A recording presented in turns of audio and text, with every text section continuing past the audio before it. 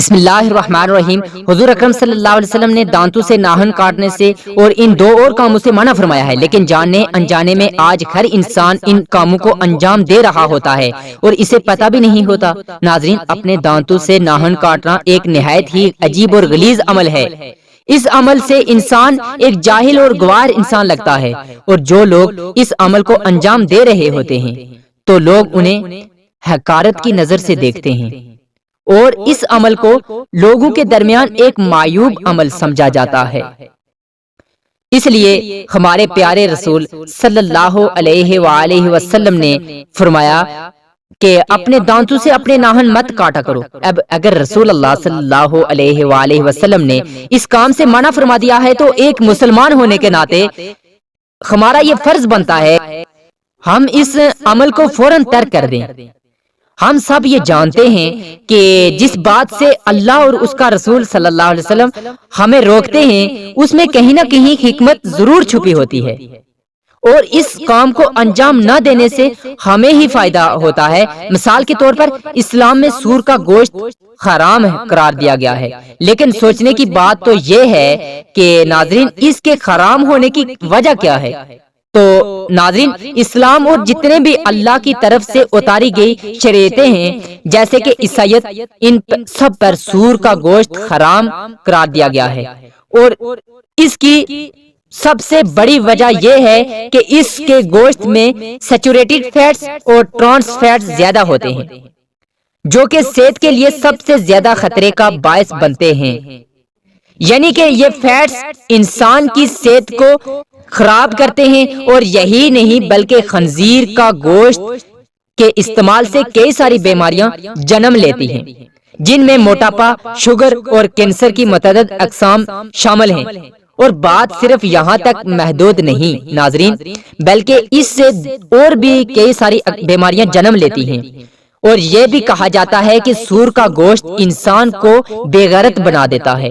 وہ اس لیے کہ انسان جو بھی چیز کھاتا ہے اس کا اثر انسان کے دل و دماغ پر ہوتا ہے۔ اب سور کی شکل ہی اتنی غلیظ اور ناقابل برداشت ہوتی ہے تو اسے کھانا تو دور، اس کے قریب کھڑے ہونا بھی انسان معیوب سمجھتا ہے۔ یہ ایک نہایت ہی جنگلی، خونخوار، لالچی اور بدبودار جانور ہوتا ہے۔ اسی لیے اللہ اور اس کے رسول حضرت محمد مصطفیٰ صلی اللہ علیہ وسلم نے ہمیں اس کا گوشت کھانے سے منع فرمایا ہے، کیونکہ وہ جانتے ہیں کہ اگر ہم خدا نخواستہ اس کا گوشت کھائیں گے تو اس گوشت کی خصوصیات ہمارے اندر بھی آ جائیں گی، جیسا کہ لالچ، جنگلی پن اور بدبو، اور اسی وجہ سے سور کو اسلام میں حرام قرار دے دیا گیا ہے۔ اس لیے اللہ اور اس کا رسول صلی اللہ علیہ وسلم جس کام سے ہمیں منع فرماتے ہیں اس سے ہمارا ہی فائدہ ہوتا ہے۔ اب اگر رسول اللہ صلی اللہ علیہ وآلہ وسلم نے ہمیں اپنے ناخن دانتوں سے کاٹنے سے منع فرمایا ہے تو اس میں بھی کوئی نہ کوئی حکمت ضرور ہوگی۔ اگر ہم انٹرنیٹ پر دیکھیں تو ہمیں کئی ساری ایسی بیماریاں مل جاتی ہیں جو ہمارے دانتوں سے ناخن کاٹنے کی وجہ سے جنم لیتی ہیں۔ مثال کے طور پر جب آپ اپنے ہاتھوں کی انگلیوں کے ناخن اپنے دانتوں سے کاٹ رہے ہوتے ہیں تو اس وقت بیکٹیریا آپ کی انگلیوں سے آپ کے منہ میں منتقل ہو رہے ہوتے ہیں، جو کہ پیٹ کے درد کا سبب بنتی ہیں اور ہمارے ہاضمے کے سسٹم کو متاثر کرتا ہے۔ اس کے علاوہ دانتوں سے ناخن کاٹنے کی وجہ سے کئی سارے منہ کے مسائل بشمول جبڑے میں درد اور مسوڑوں سے خون کا آنا بھی شامل ہے۔ ناظرین، دوسری چیز جس سے رسول اللہ صلی اللہ علیہ وآلہ وسلم نے منع فرمایا ہے وہ ہے حمام میں مسواک کرنا، یعنی کہ نہاتے وقت غسل خانے میں مسواک کرنا۔ ناظرین، ویسے تو مسواک کرنے کے ان گنت فائدے ہیں، جیسے کہ مسواک کرنا سنت بھی ہے، جس سے ہمیں اس عمل کو کرنے سے ثواب بھی ملے گا، اور ساتھ ساتھ ہمارے دانت اور ہمارے مسوڑے بھی صحت مند رہتے ہیں، اور ہمارے دانت کئی ساری بیماریوں سے بچے رہتے ہیں۔ لیکن ناظرین، رسول اللہ صلی اللہ علیہ وآلہ وسلم نے حمام میں یعنی غسل خانے میں یا باتھ روم میں مسواک کرنے سے منع فرمایا ہے۔ اب جب ہم سب کو اس بات کا علم ہے کہ اللہ اور اس کے رسول کے ہر حکم میں کوئی نہ کوئی مصلحت اور حکمت چھپی ہوتی ہے، تو اس عمل سے رکنے کا بھی مقصد یہی ہوگا کہ انسان بیماریوں سے بچا رہے گا اور صحت مند رہے گا، کیونکہ نہاتے وقت غسل خانے میں جب آپ مسواک یا برش کرتے ہیں تو اس وقت جو بیکٹیریا اس ہوا میں موجود ہوتے ہیں وہ آپ کے منہ کے اندر داخل ہو جاتے ہیں، جس سے کئی ساری بیماریاں بھی جنم لے سکتی ہیں، جو کہ آپ کی صحت، آپ کے دانتوں کو نقصان پہنچا سکتی ہیں۔ اور اگر آپ کے گھر میں حمام اور بیت الخلاء ایک ہی ہیں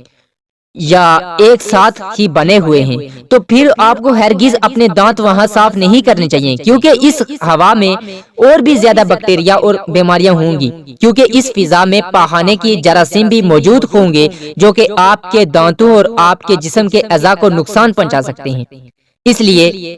ایک مسلمان کو چاہیے کہ اپنے رسول صلی اللہ علیہ وسلم اور اپنے آقا کا حکم مانے اور ان کاموں کو انجام نہ دے جن سے انہوں نے منع فرمایا ہے۔ تیسری چیز جسے رسول اللہ صلی اللہ علیہ وسلم نے منع فرمایا ہے وہ ہے مسجدوں میں تھوکنا۔ ناظرین، بے شک مسجد اسلام میں ایک الگ ہی مقام رکھتی ہے اور اسے اللہ تعالیٰ کا گھر تصور کیا جاتا ہے، اسی لیے ہر انسان اس میں 5 وقت نماز ادا کرتا ہے، کیونکہ اس سے زیادہ کوئی اور پاک جگہ ہو ہی نہیں سکتی، لیکن پھر بھی کئی انسان مسجدوں میں کھڑے ہو کر تھوک رہے ہوتے ہیں، جس سے رسول اللہ صلی اللہ علیہ وسلم نے سختی سے منع فرمایا ہے۔